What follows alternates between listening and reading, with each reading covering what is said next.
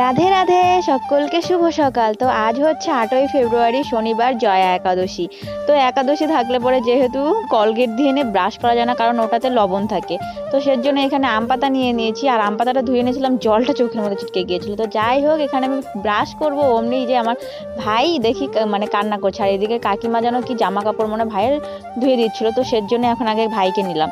তো নেওয়ার পরে তারপরে এই তো ব্রাশ করে নিয়েছি, করার পরে আমাদের বাড়িতে আজকে সকলেই একাদশী, মানে আমি, মা, ভাই, না সরি, বাবা আর বোন, আর হচ্ছে আমার ভাই আছে। তো ভাই কিন্তু আর না খেয়ে থাকতে পারবে না, যেহেতু একাদশী না, সেই জন্য ওর জন্য এখানে আমি নিরামিষ রান্না করছিলাম, বাঁধাকপির সবজি আর হচ্ছে পনিরের সবজি। রান্না করার পরে তারপরে এই তো আমি স্নান করে নিয়েছি।